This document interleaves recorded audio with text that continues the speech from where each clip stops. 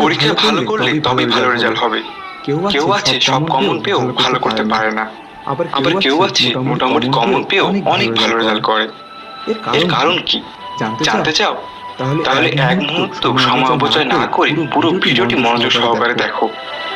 আজকের ভিডিওতে তুলে ধরেছি স্মার্ট উত্তরপত্র লেখার নিয়ম, কিভাবে লিখলে ভালো মার্কস পাওয়া যায়, সবশেষে বেশি নম্বর পাওয়ার কিছু গোপন ট্রিক্স। চলো তবে শুরু করি। আইডিয়া 1, প্রশ্ন ভালোভাবে বোঝা। বলা হয়ে থাকে যে পরীক্ষার ভালো নম্বরে প্রায় 50% সফলতা নির্ভর করে প্রশ্ন ভালোভাবে বোঝার উপর। সাধারণত পরীক্ষার শুরুর 15 মিনিট আগেই খাতা দেওয়া হয় পরীক্ষার নাম, রোল, রেজিস্ট্রেশন ও খাতা মার্জিন টানার জন্য। হাতে 10 মিনিট সময় নিয়ে ভালোভাবে কাজগুলো সম্পাদন করবে, কেননা এগুলোর মধ্যে একটি ভুল হতে পারে তোমার 1 বছরের কান্না। এরপর বাকি সময়টুকু খাতার উপরের দিকে ও বামের দিকে এক স্কেল পরিমাণ মার্জিন টানবে। প্রশ্নপত্রটি পাওয়ার সাথে সাথে চেক করে নেবে তাতে কোনো প্রিন্টিং মিস্টেক আছে কিনা। যদি থাকে তাহলে তৎক্ষণাৎ পরিবর্তন করে নেবে। এতে তুমি কিছুটা ঝামেলা মুক্ত থাকবে। যতটা পারবে শান্ত থাকার চেষ্টা করবে, কেননা উদ্বিগ্নতা তোমার টেনশন বাড়িয়ে দিতে পারে। এতে তুমি যা পড়েছো তাতে গোলমাল সৃষ্টি হবে। প্রথমে প্রশ্নের উপরের অংশটুকু ভালোভাবে পড়বে। কোন বিভাগ থেকে কয়টি প্রশ্ন দিতে হবে, কোন বাধ্যতামূলক প্রশ্ন আছে কিনা এবং বিশেষ করে কতটুকু সময় তা দেখে নেবে। এতে কোনো প্রশ্নে কতটুকু সময় ব্যয় করবে তা বুঝতে পারবে। পুরো প্রশ্নটি অন্তত দুবার ভালোভাবে পড়ে নেবে। এতে তোমার সাবকনসিয়াস মাইন্ডে প্রশ্ন রিলেটেড পড়াগুলো রিমাইন্ড হতে শুরু করবে। যে প্রশ্নটি তোমার সবচেয়ে ভালো হয়েছে প্রথমে সেটি খুঁজে বের করবে এবং তার উত্তর আগে লিখবে। এক্ষেত্রে প্রশ্নটি পুনরায় সর্বনিম্ন দুবার পড়ে নেবে এবং একটু গভীরভাবে চিন্তা করবে। প্রশ্নের লেস বা ইম্পর্টেন্ট অংশগুলো পেন্সিল দিয়ে অবশ্যই দাগিয়ে নেবে। এতে উত্তর লেখার সময় কোনো কিছু বাদ পড়ার ভয় থাকবে না। এখন নিজেকে যতটা সম্ভব সতেজ করে দুটো গভীর নিঃশ্বাস নাও। এতে তোমার আত্মবিশ্বাস বেড়ে যাবে এবং সাহস সঞ্চার হবে। এরপর লেখা শুরু করো। আইডিয়া 2, স্মার্ট উত্তরপত্র লেখার সঠিক নিয়ম। যদি কোনো প্রশ্নে বিভাগ উল্লেখ করা থাকে তবে তুমি যে বিভাগের উত্তর লিখবে তা প্রথমেই সুন্দর করে লিখে নিবে। উত্তর ইংরেজিতে লিখলে অ্যান্সার টু দ্য কোশ্চেন নং, গণিতে লিখলে এত নং সমস্যার সমাধান লিখবে, বাংলায় লিখলে এত নং প্রশ্নের উত্তর। তারপর কালার পেন ব্যবহার করে লেখাটির নিচে সুন্দর করে আন্ডারলাইন করে দিবে। ভুলেও লাল পেন ব্যবহার করবে না।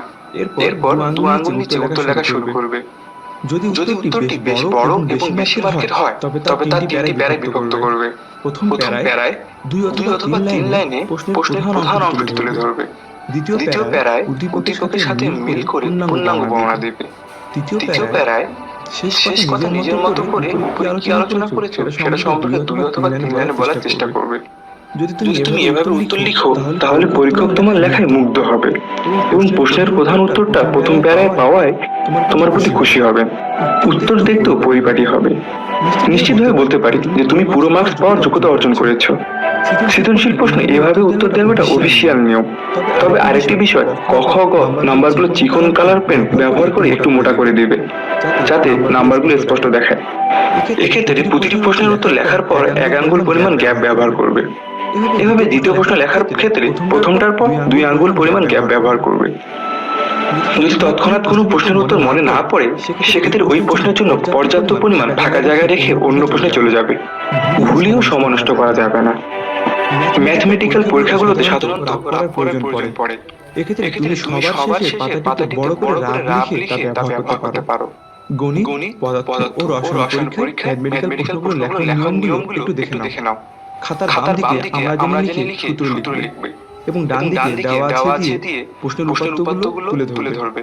দেওয়া আছে লিখে প্রশ্নের মানগুলো লিখলে তোমার সূত্র মনে করার সুবিধা হবে। আরেকটা বিষয় জানিয়ে রাখি যে জীববিজ্ঞান পরীক্ষায় গ ও ঘ উত্তরে ছবি না চাইলেও নিজ দায়িত্বে ছবি দিতে হবে। তা না হলে পুরো মার্কস পাওয়া যাবে না। ঠিক এ ভুলটি করার কারণে জীববিজ্ঞান পরীক্ষায় ভালো উত্তর লেখার পরেও A+ পাইনি। যেসব প্রশ্নের পার্থক্য কিংবা সাদৃশ্য চাওয়া হবে সেসব প্রশ্নের উত্তরগুলো অবশ্যই ছক আকারে লিখতে হবে। যেমন উদ্ভিদ ও প্রাণীর মধ্যে পার্থক্য নিচে ছকে দেওয়া হলো। মনে রাখবে পার্থক্য ছক করে লিখলে পুরো নাম্বার পাওয়া যায়। উত্তরে ছবি আঁকার ক্ষেত্রে অবশ্যই পেন্সিল ব্যবহার করতে হবে এবং ছবির নিচে অবশ্যই চিত্রের নাম দিতে হবে। অতিরিক্ত লুজ বা উত্তরপত্র নিলে নিজের নাম, রোল অবশ্যই লিখবে এবং শিক্ষকের সিগনেচার আছে কিনা তা যাচাই করে নেবে।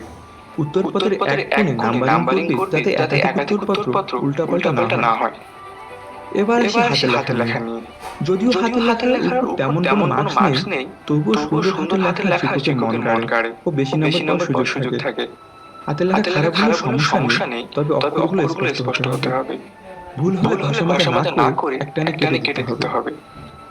আইডিয়া আইডিয়া 3, 3, পরীক্ষার হলে পরীক্ষার হলে করণীয়। করণীয়। পরীক্ষা হলে পরীক্ষা হলে কমপক্ষে 30 মিনিট 30 আগে মিনিট আগে পৌঁছাতে পৌঁছাতে হবে। হবে। অতিরিক্ত অতিরিক্ত কলম, কলম, পেন্সিল, পেন্সিল, রাবার রাবার ও ও পানি পানি সাথে রাখতে হবে। গরমে গরমে ঢিলেঢালা ঢিলেঢালা পোশাক পোশাক ও ও টিস্যু রাখতে হবে। অন্যদের অন্যদের সাথে কম কথা বলার চেষ্টা করবে। পরীক্ষার আগে পেট ভরে না খাওয়াই ভালো। কোনো প্রশ্ন যদি একেবারে কমন না পড়ে তাহলে ভয় পাবে না। উদ্বিগ্নতা না বাড়িয়ে নিজেকে শান্ত রাখার চেষ্টা করো। প্রশ্নটা বারবার পড়ো। কিছুটা হলেও অবশ্যই তুমি মনে করতে পারবে।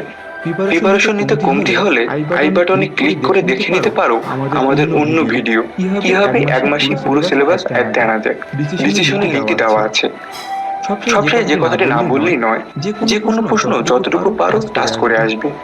ছোট কিংবা বড় যাই হোক না কেন, লেখার উপর ডিপেন্ড করে বর্তমানে মার্কস পাওয়া যায়। যদি সময়ের অভাবে পুরো উত্তর লেখার সমস্যা হয় তবে শুধু মূল অংশটুকু লেখার চেষ্টা করবে। ভিডিওটি এ পর্যন্ত আসা মানে তুমি পুরো ভিডিওটি মনোযোগ সহকারে দেখেছো। আশা করছি এই পদ্ধতিগুলো পরীক্ষায় তোমাকে যথেষ্ট ভালো মার্কস পেতে সাহায্য করবে। তবে হ্যাঁ, পরীক্ষার হলে সুন্দরী ম্যাডাম কিংবা স্মার্ট স্যারের দিকে বেশি তাকাবে না। বুঝতেই তো পারছো বিষয়টা। জানি না ভিডিওটি তোমাদের কতটুকু অনুপ্রেরণা দিতে পেরেছে, কিন্তু তোমাদের যে কোনো কমেন্ট হতে পারে আমাদের পরবর্তী অনুপ্রেরণা। পরবর্তী ভিডিওটি কোন বিষয়ের উপর দেখতে চাও তা জানাতে ভিডিওটির নিচে কমেন্ট করো। আমরা প্রতিটি কমেন্ট অনেক যত্ন সহকারে গ্রহণ করি। আর হ্যাঁ, লাইক ও বন্ধুদের সাথে শেয়ার করতে ভুলবে না।